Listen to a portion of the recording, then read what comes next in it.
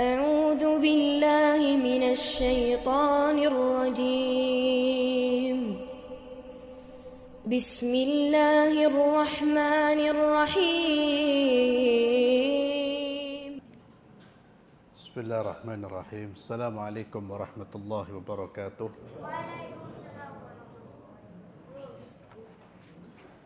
إن الحمد لله نحمده ونستعينه ونستغفره ونعوذ بالله من شرور أنفسنا ومن سيئات أعمالنا.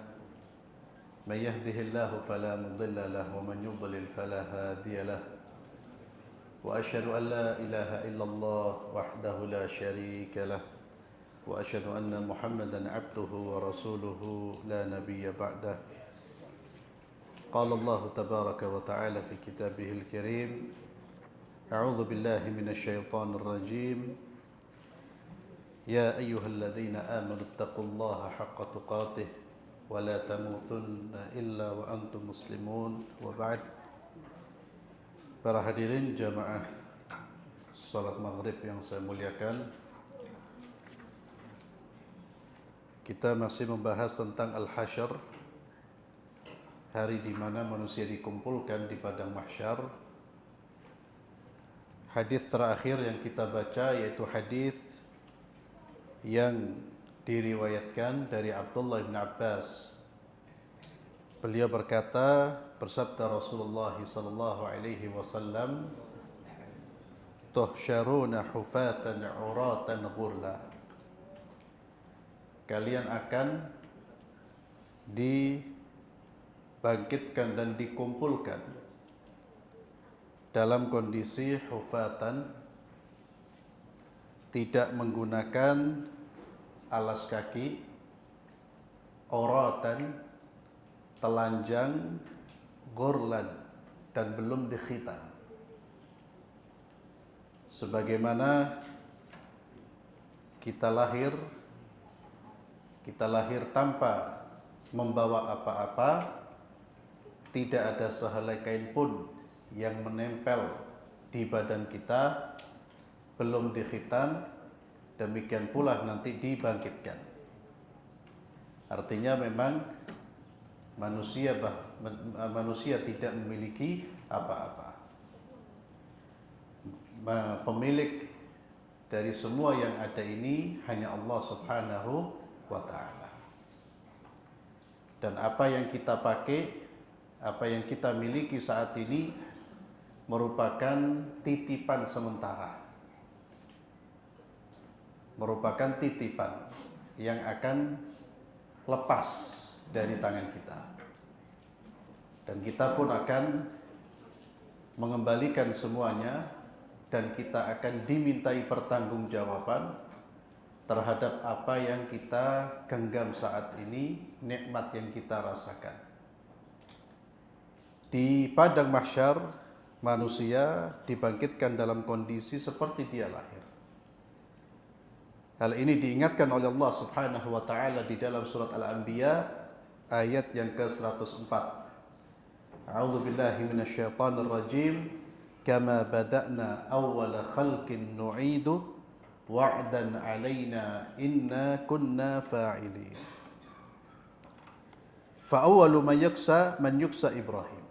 Dan yang pertama kali yang dipakaikan pakaian itu adalah Nabiullah Ibrahim alaihi salatu wassalam. Selanjutnya hadis dari Abu Hurairah radhiyallahu anhu dari Nabi kita Muhammad sallallahu alaihi wasallam, yaqumun nasu li rabbil alamin miqdara nisfi yawmin min 50,000 sanah yuhawwanu dhalika 'alal mu'minin katadalli syams lil ghurubi ila an taghrub. Manusia kelak pada hari kiamat akan berdiri di padang mahsyar, itu akan berdiri yang ukuran setengah harinya sama dengan 50.000 tahun. Jadi yang kita katakan setelah kematian ini ada perjalanan panjang. Di alam barzakh kita hidup dalam jangka waktu yang panjang, dibangkitkan dan dikumpulkan juga dalam waktu yang panjang. Namun kabar gembiranya, hal itu akan dimudahkan, yuhawwanu dzalik 'alal mu'minin. Hal itu akan dimudahkan bagi orang-orang yang beriman, yang mana waktu tersebut katadalli syamsi lil ghurub ila an taghrub. Waktu yang separuh harinya 50.000 tahun itu sama seperti 50.000 tahun itu, bagi orang-orang beriman itu tak ubahnya seperti matahari yang akan tenggelam sampai benar-benar tenggelam. Jadi Allah memberikan, mengaruniakan kepada orang-orang beriman, diringankan, ya, sehingga terasa lebih cepat bagi orang-orang beriman. Anda tidak bisa bayangkan bagaimana berdiri lama dengan nasib yang belum jelas. Dan kedepannya, yang di depannya itu bukan nasib-nasib apa, tapi antara surga dan neraka. Ya. Setelah lama di alam barzakh. Kemudian sifatu ardil mahsyar. Bagaimana sifat bumi atau tanah di padang mahsyar itu. Dari Sahal bin Sa'ad radhiyallahu tabaraka wa ta'ala an, beliau berkata, sami'tu an-nabiyya sallallahu alaihi wasallam, aku mendengar Nabi Muhammad sallallahu alaihi wasallam bersabda, yuhsyarun nasu yaumal qiyamah ala ardin bayda'a afra ka kursati naqiyyin. Di hari kiamat manusia akan dikumpulkan ala ardin bayda'a afra, di tanah putih yang kemerah-merahan. Jadi ardun, tanahnya itu putih yang kemerah-merahan. Bayda'a afra, di sini afra bayda ila humra, putih yang kemerah-merahan. Ka kursati naqiyyin, seperti tepung roti yang bersih. Yani tidak ada ampasnya, tidak ada apa-apa. Qala Sahal aw ghairuhu, Sahal berkata atau perawi yang lain berkata, laisa fiha ma'lamun li ahad. Di tempat itu tidak ada tanda bangunan atau gedung milik siapapun. Artinya tanah tersebut tanah yang rata, tidak ada bangunan, tidak ada rumah, tidak ada gunung, tidak ada gedung. Sehingga betul-betul manusia itu memang dia berdiri tanpa membawa apa-apa. Gedung-gedung yang dia punya di dunia tidak dibawa, tidak ada kemudian menemani dia di padang mahsyar. Atau gedung itu menjadi tempat istirahatnya dia, tidak ada. Dan setiap orang berdiri, dia hanya punya tempat dengan ukuran di mana dia berdiri. Itu tempatnya dia. Karena penuhnya manusia. Ini yang disebutkan di dalam hadis berikutnya nanti. Bagaimana Allah Azza wa Jalla menyebutkan tentang kondisi di padang mahsyar. Ahwalu yaumal qiyamah, ya, bab yang ketujuh tentang kengerian dan kedahsyatan hari kiamat. Hal ini difirmankan Allah Subhanahu wa taala di antaranya di dalam surat Al-Hajj ayat 1 dan 2. Allah Azza wa Jalla berfirman, a'udzu billahi minasyaitonir rajim, inna zalzalatas sa'ati syai'un 'adzim. Yang sebelumnya, ya, ayat ini dipotong, sebelumnya adalah perintah Allah, wahai manusia bertakwalah kalian kepada Allah. Diingatkan oleh Allah, bertakwalah kalian di dunia. Takwa itu apa? An ta'mal bi ta'atillah ala nurin minallah tarju thawab Allah. Takwa itu kita melakukan ketaatan kepada Allah berdasarkan petunjuk dari Allah, cahaya dari Allah, dengan mengharapkan pahala di sisi Allah. Dan kita meninggalkan kemaksiatan, kedurhakaan sesuai dengan petunjuk Allah karena takut kepada Allah Subhanahu wa taala. Jadi dalam ketakwaan itu ada dua unsur. Yang pertama, takwa itu dibangun di atas ilmu, petunjuk. Kita mengerjakan sesuatu yang kita kerjakan adalah perintahnya Allah. Yang kita kerjakan adalah perintahnya Rasulullah SAW. Berdasarkan petunjuk dari Allah dan Rasulnya. Yang kedua, kita mengerjakannya karena Allah, bukan karena manusia. Demikian pula kita meninggalkan perbuatan-perbuatan maksiat kepada Allah. Kita meninggalkan perbuatan maksiat karena petunjuk dari Allah, bahwa ini apa yang kita tinggalkan adalah apa yang diharamkan oleh Allah dan Rasulnya. Dan kita tinggalkan karena rasa takut kepada Allah. Tidak dikatakan bertakwa orang yang meninggalkan kedurhakaan, kemaksiatan karena manusia, atau melakukan ketaatan karena manusia. Maka Allah ingatkan, hei manusia, bertakwalah kalian pada Allah. Sebelum datang apa? Hari di mana kondisinya sangat menegangkan, mencekam dan menakutkan. Di antaranya Allah menggambarkan inna zalzalatas sa'ati syai'un 'adzim. Sesungguhnya kegoncangan hari kiamat itu sesuatu yang sangat dahsyat. Syai'un 'adzim. Yauma tarawnaha tadhhalu kullu murdi'atin 'amma arda'at wa tad'u kullu dhati hamlin hamlaha wa taran nasa sukara wa ma hum bisukara walakinna 'adzaballahi syadid. Ingatlah pada hari di mana kalian melihat kegoncangan yang wanita yang sedang menyusui anaknya sampai terlalaikan dari anak susunya, anak yang sedang disusui, ditinggal. Saya minggu lalu saya memberikan contoh, di dunia ini dalam kondisi apapun ibu tidak akan meninggalkan anaknya, apalagi sedang disusui. Ini ditinggal, dilepas. Itu bagaimana kegoncangan, kengerian pada saat itu. Wa tad'u kullu dhati hamlin hamlaha.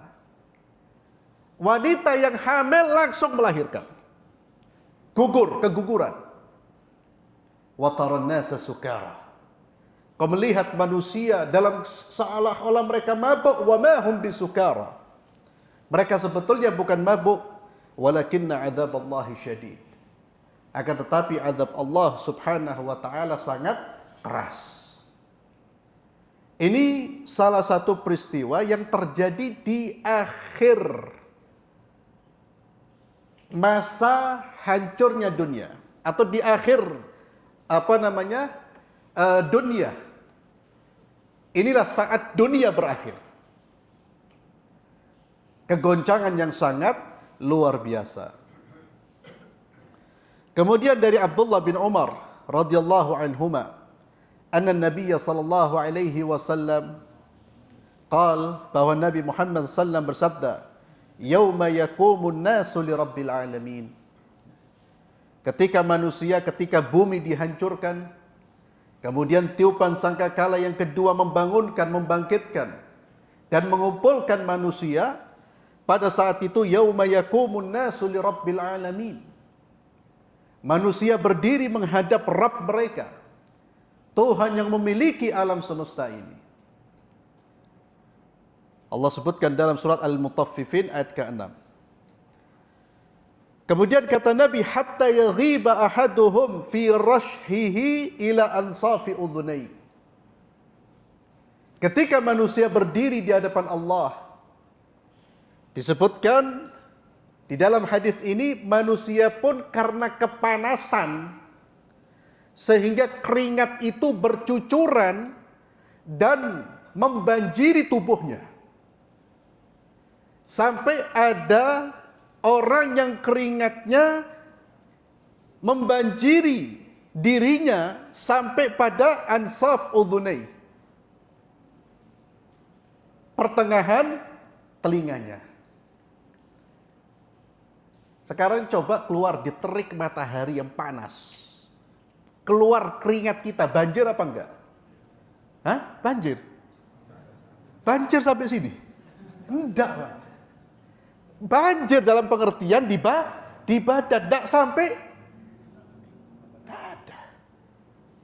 Ini sampai banjir, yopo itu?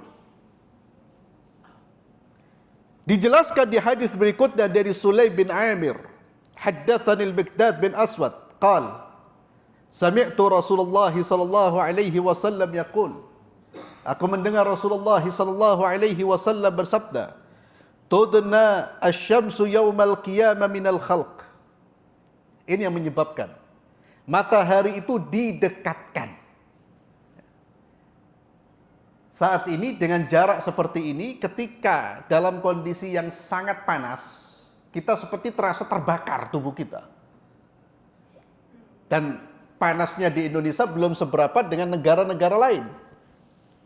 Itu matahari dalam jarak yang belum didekatkan. Ini didekatkan oleh Allah Subhanahu wa taala.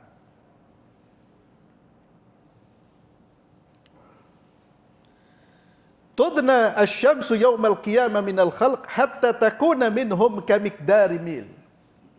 Didekatkan sampai jaraknya itu sejarak mil. Lalu Sulaim bin Amir, perawi ini berkata, fa wallahi ma adri ma ya'ni bil mil. Demi Allah saya tidak tahu apa maksud dari mil yang disebutkan oleh Nabi ini. Amasafatal ard amil mil alladhi tuqtahalu bihil ain. Apakah mil yang disebutkan oleh Nabi ini adalah nama jarak yang ada di bumi ini, 1 mil, 2 mil, ataukah ataukah maksudnya sedekat mil itu alat yang digunakan untuk bercela? Saya nggak tahu yang dimaksud oleh Nabi. Apakah mil yang berarti jarak yang biasa digunakan seseorang untuk mengukur jarak perjalanan, atau alat yang digunakan untuk bercela? Ini perkataan Sulaim, dan ini salah satu kehati-hatian dalam menyampaikan hadis Rasulullah sallallahu alaihi wasallam. Ketika ada satu kosakata atau satu hal yang tidak dimengerti, mereka tidak berani kemudian mengatakan, oh maksudnya. Kalau perkataan itu muhtamal itu bisa berarti ini, bisa berarti itu, atau multi tafsir, mereka pun menyampaikan. Apakah ini yang dimaksud oleh Nabi atau itu yang dimaksud oleh Nabi, saya nggak tahu. Sama seperti, ada yang masih ingat hadisnya siapa pada pertemuan yang lalu, ya dia mengatakan, saya tidak tahu 40 yang disebut oleh Nabi ini 40 bulan, 40 tahun. Saya tidak tahu 40 yang disebut oleh Nabi itu 40 apa? Anda masih ingat hadisnya siapa? Hadisnya siapa? Minggu kemarin ya? Minggu kemarin 2 minggu yang lalu? Minggu yang lalu. Hadisnya siapa? Riwayat siapa? Riwayat siapa? Abu Hurairah. Abu Hurairah. Ketika beliau menyampaikan jarak antara 2 tiupan itu 40. Lalu Abu Hurairah mengatakan, saya tidak tahu apakah Abu Hurairah ditanya, apakah 40 hari abait? Apakah 40 bulan abait? Saya tidak bisa memastikan, saya tidak bisa. Karena apa? Yang dia dengar hanya arba'in. Tidak berani menyampaikan lebih dari itu. Itu kehati-hatian para sahabat Rasulullah sallallahu alaihi wasallam. apalagi menyampaikan riwayat dinisbahkan kepada Nabi, padahal Nabi tidak pernah mengatakan. Bahaya. Menyebarkan berita palsu atau hadis palsu. Sanksinya berat. Kemudian setelah itu beliau melanjutkan, fayakunu nasu ala qadri a'malihim fil araq. Jadi yang menyebabkan manusia banjir dengan keringatnya membanjiri dirinya, itu dua hal. Yang pertama karena matahari didekatkan, yang kedua fayakunu nasu ala qadri a'malihim. Banjirnya itu tergantung amal perbuatannya.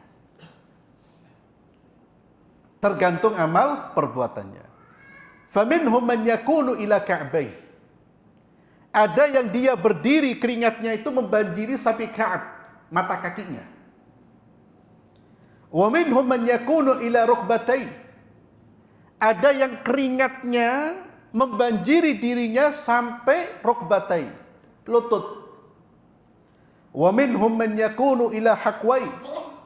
Ada yang yarhamkallah, ada yang membanjiri sampai pinggang. Wa minhum man yuljimuhul araqu iljama. Dan ada orang yang terbanjiri oleh keringatnya sendiri sampai mulutnya. Tergantung apa? Amal. Jadi amal ini ikhwani fillah betul-betul memberikan, entah dia memberikan dia akan memberikan kenikmatan atau kesengsaraan. Perhatikan amal kita. Bahkan di dunia sudah punya pengaruh dalam hidup kita. Dia bisa memberikan kebaikan kalau itu amal soleh, atau memberikan kesengsaraan dalam hidup kita. Itu akan terus berlanjut kalau tidak dimaafkan oleh Allah, kalau kita belum bertaubat kepada Allah. Pengaruh dosa itu akan terus berlanjut. Kalau dosa-dosa itu masih ada di alam barzakh, di padang mahsyar juga nanti ada pengaruhnya. Jadi seorang mukmin yang seharusnya paling dia takuti adalah dosa-dosanya. Dan yang paling dia harapkan adalah amal saleh. Qala wa asyara Rasulullah sallallahu alaihi wasallam biyadihi ila fihi. Kemudian Nabi Muhammad sallallahu alaihi wasallam memberikan isyarat ketika mengatakan yuljimu itu mengekang. Mengekang itu kemudian Nabi memberikan isyarat di mulutnya. Artinya keringat itu sampai di mulutnya. Yuljimuhul araqu iljama. Ikhwani fillah azzallahu ayyakum. Ada manusia-manusia yang Allah Subhanahu wa taala akan memberikan naungan di padang mahsyar ketika tidak ada naungan kecuali naungan Allah Subhanahu wa taala. Allah memberikan tempat yang istimewa. Tempat yang orang tidak merasa kepanasan karena diberi naungan oleh naungannya Allah, atau diberi naungan dengan naungannya Allah. Terhindar dari kepanasan, terhindar dari berbagai macam ketakutan. Mereka disebut oleh Rasulullah sallallahu alaihi wasallam sab'atun yudhilluhumullahu fi dhillihi yauma la dhilla illa dhilluh. Ada 7 golongan yang mana Allah akan memberikan naungan kepada mereka, di mana pada hari itu tidak ada naungan kecuali naungan Allah Subhanahu wa taala. Itu luar biasanya ikhwan fillah. Ketika kondisi begitu menakutkan, kepanasan, Anda capek, takut, panas, tiba-tiba ada tempat Anda istirahat, tiba-tiba Anda merasakan dingin. Ya tentu tidak bisa disamakan dengan kondisi di dunia. Siapa mereka? 7. Namun di dalam hadis ini kata-kata 7 bukan membatasi. Ketika Nabi mengatakan ada 7, ada 3, ada 5, penyebutan angka di dalam hadis-hadis itu tidak berarti pembatasan, tapi hanya memberitahukan ada di antara sekian. Makanya di hadis ini disebutkan 7, di hadis yang lain juga disebutkan tambahan. Ini harus difahami. Sama seperti ketika Nabi menyatakan ada 3 tanda munafik. Ada 3. Apakah tanda munafik hanya 3? Tidak. 3 tanda itu 3 tanda dari sekian banyak tanda. Maka beberapa ulama kemudian mengumpulkan golongan-golongan yang mereka akan mendapatkan naungan di hari kiamat. Ada beberapa tambahan selain 7 yang disebutkan oleh Rasulullah sallallahu alaihi wasallam. 7 yang disebutkan dalam satu hadis. Yang pertama, imamun adil. Pemimpin yang adil. Pemimpin yang adil adalah pemimpin yang menegakkan kalimat Allah. Pemimpin yang menegakkan hukum-hukum Allah. Dan ketika menegakkan hukum-hukum Allah, mereka tegakkan untuk semua lapisan masyarakat. Tidak hanya ditegakkan untuk sebagian golongan, namun tidak berlaku bagi sebagian yang lain. Dan salah satu kehancuran sebuah negara tatkala hukum hanya ditegakkan untuk sebagian golongan dan diabaikan untuk sebagian yang lain. Tatkala Nabi Muhammad sallallahu alaihi wasallam didatangi oleh Usama bin Zaid. Usama minta kepada Nabi atas dorongan masyarakat Bani Makhzum, ya. Di mana di masyarakat dari kabilah, satu kabilah yang terhormat, salah seorang dari mereka salah satu wanita dari mereka mencuri. Mereka merasa malu kalau seandainya dieksekusi wanita ini. Maka mereka minta Usama bin Zaid untuk bicara kepada Rasulullah SAW agar Rasulullah tidak menghukum dengan hukuman potong tangan kepada wanita ini. Kenapa yang dipilih Usama? Karena Usama orang yang dicintai oleh Rasulullah SAW.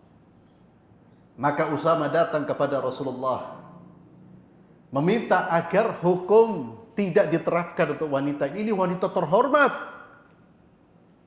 Maka marahlah Rasulullah SAW. Memerah wajah beliau. Ya Usama, apakah engkau datang untuk membatalkan hukum yang sudah ditetapkan oleh Allah? Apakah engkau akan meniadakan hukum yang sudah ditetapkan oleh Allah?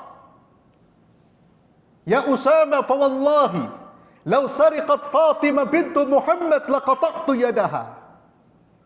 Demi Allah, kalau seandainya putriku Fatimah mencuri, aku akan potong tangannya. Fatimah, wanita yang paling dicintai oleh Rasulullah, putri beliau. Kalau seandainya putriku yang mencuri, aku akan potong tangannya. Dan ingatlah Usama, sesungguhnya binasanya umat-umat sebelum kalian dibinasakan oleh Allah. Karena idza saraqa fihimu syarif tarakuh. Kalau orang-orang mulia, pejabat-pejabat mereka, orang-orang yang punya kedudukan mencuri, mereka biarkan. Tapi ketika yang mencuri adalah rakyat biasa, mereka tegakkan hukuman. Itu yang menyebabkan hancurnya negara. Dan itulah yang terjadi sampai hari ini. Keadilan kalam fadhi. Omong kosong, Pak. Diingatkan oleh Rasulullah SAW. Jadi imamun adil itu yang betul-betul menjaga hukum-hukum Allah, dan dia ketika menerapkan itu tidak hanya untuk golongan, tapi meniadakan untuk golongan yang lain. Itu namanya adil. Adil itu wad'u syai' fi mahallihi, meletakkan sesuatu pada tempatnya. Ini imam yang istimewa nanti. Yang kedua kata Nabi SAW, wa syabun nasha'a fi ibadatillah.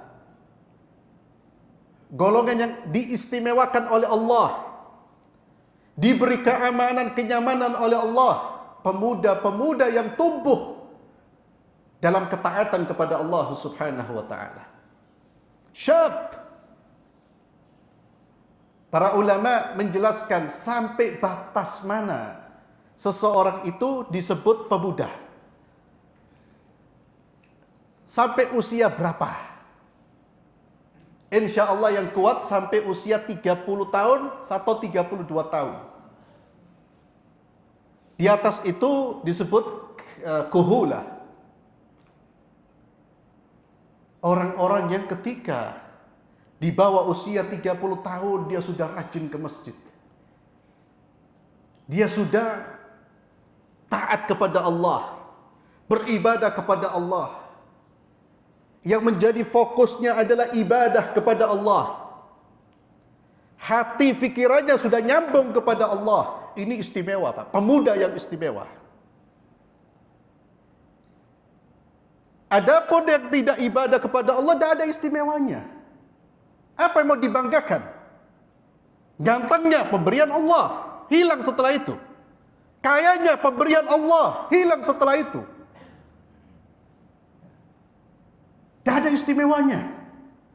Maka jangan diistimewakan orang-orang yang tidak berhubung, pemuda-pemuda yang tidak punya hubungan dengan Allah. Wallahi jangan diistimewakan. Karena tidak istimewa. Apa yang diistimewakan? Syabun nasyafi, yang syab. Dan kenapa disebut syabun, pemuda? Karena pemuda, kenapa? Dan itu sangat istimewa. Kenapa? Karena syabun itu dalam kondisi syahwatnya itu sedang kuat-kuatnya. Nafsunya itu sedang dalam kondisi yang bergejolak. Dorongan untuk maksiatnya lebih kuat dan dorongannya kuat. Maka istimewa kalau dia mampu melawan itu. Di saat pemuda-pemuda yang lain terlelap tidur tidak sholat, dia sholat. Di saat pemuda-pemuda yang lain melalaikan waktu-waktu mereka untuk hal yang sia-sia, dia duduk di majlis ta'lim.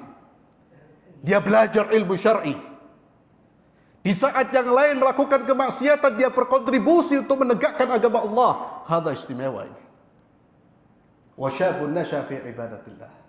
Diistimewakan oleh Allah. Kalau orang tua wajar. Orang tua ke masjid wajar. Nafsunya, syahwatnya wis turun. Wis turun, Pak. Justru kalau ada orang saya beda ke masjid, ya tak nemen. Doakan, ya Allah, Allah mati. Jangan dihina. Tak boleh menghina. Terkadang kita menghina. Saya besok turun ke masjid. Janganlah. Hati-hati, Pak. Bisa jadi nanti Allah beri hidayah dia ke masjid, kita yang tidak ke masjid. Hati-hati, jangan menghina. Tapi memberi nasihat. Nasihat itu bukan di depan orang. Ya akhi, sudah putih ya akhi. Sohib-sohibi kita harus sentai. Belum tergerak antum ya di rumahnya dia. Jangan dibuat soft, Pak, karena memberi nasihat itu. Hati-hati dengan menghina. Kata para ulama salaf, orang yang menghina orang berbuat belum taat, bisa jadi hinaannya akan kembali ke dia. Jadi kalau orang tua, kenapa tidak istimewa? Karena memang sudah. Orang itu secara psikologis saja, itu diteliti, Pak. Diteliti secara psikologis. Orang itu kalau semakin bertambah usia,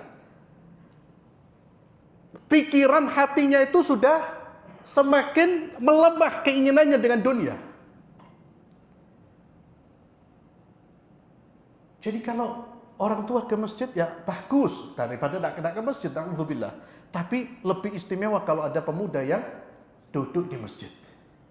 Wa syabun nasya fi ibadatillah. Yang ketiga apa kata Nabi sallallahu. Maka kalau kita orang yang sudah di atas 35 tahun 40 tidak mungkin yang kedua ini. Hatta yang rambutnya saiki disemir ireng tidak bisa. Jadi 30 tahun, Pak. Tetap usia tidak bisa dibohongi. Ya. Karena ada orang sepe yang pengen terus kelihatan muda. Ya Allah. Tidak bisa dibohongi. Usia tidak bisa dibohongi. Sampai kulitnya kita orang tidak iso. Ya, rambutnya ireng tapi mengkerutkan. Yang ketiga inilah. Bagi yang sudah di atas 30 tahun, 35 tahun. Wa rajulun qalbuhu mu'allaqun bil masajid.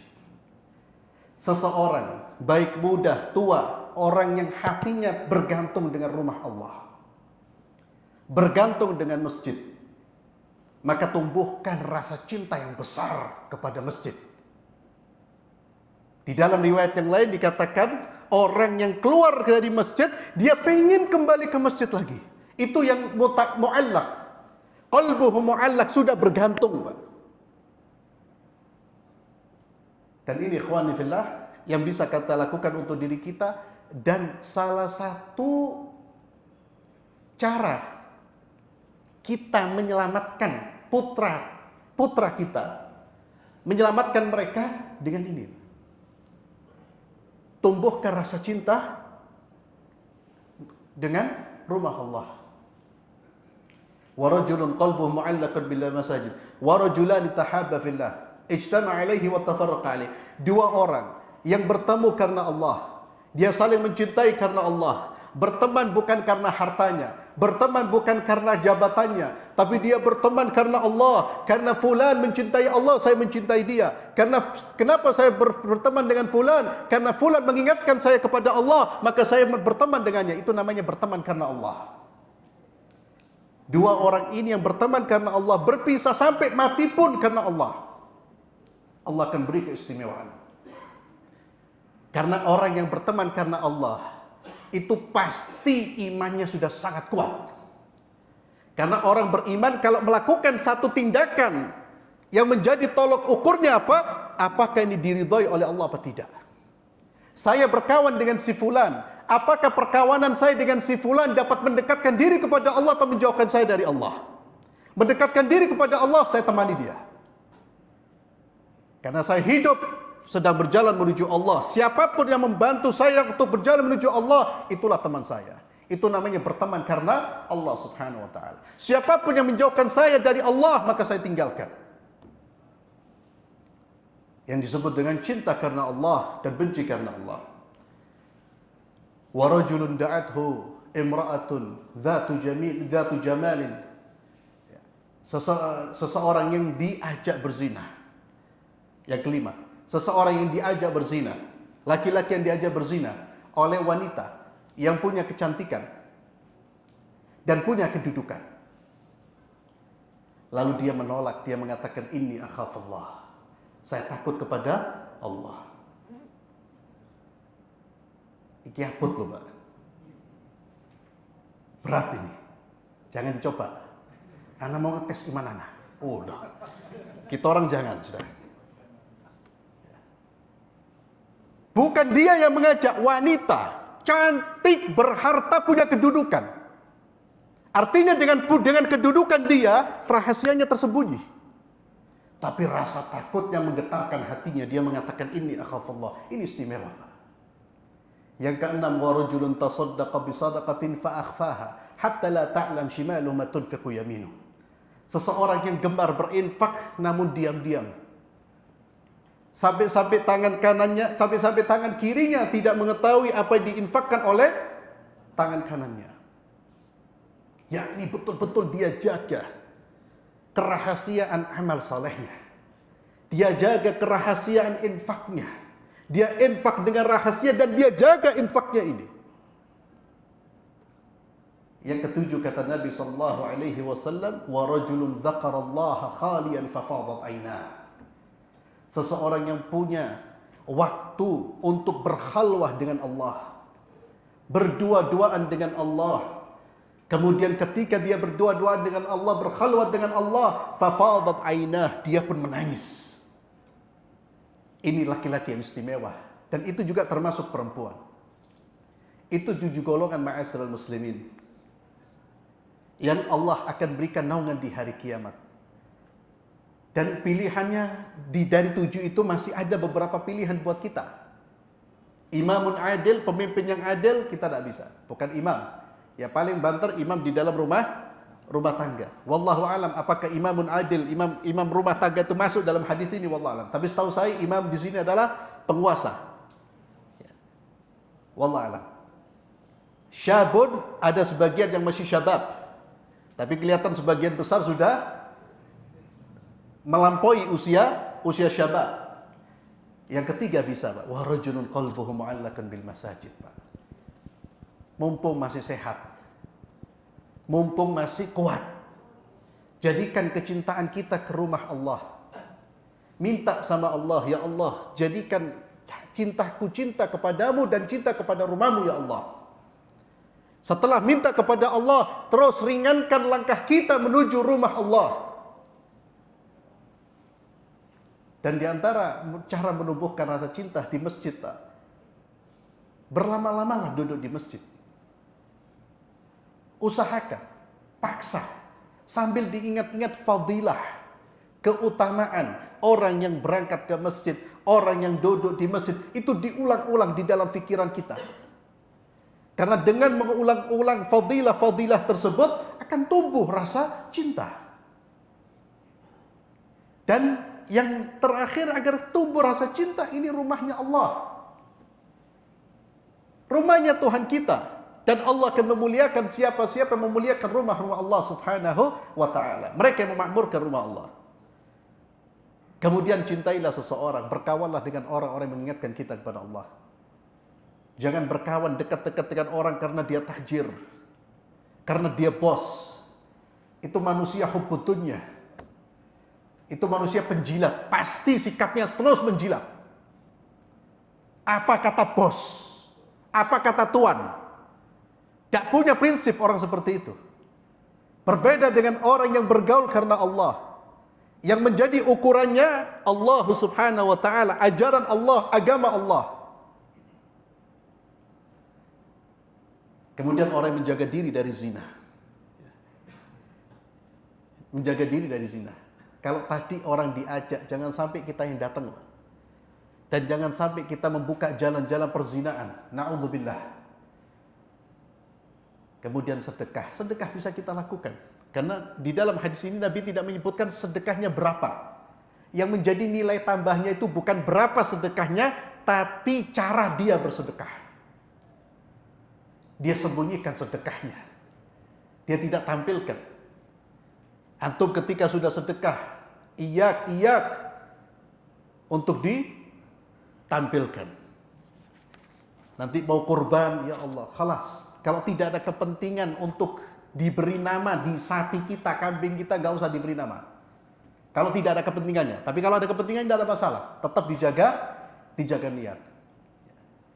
Jangan sampai kita kurban sapi karena besar, minta sama takmir, tolong nama-nama ditulis ya.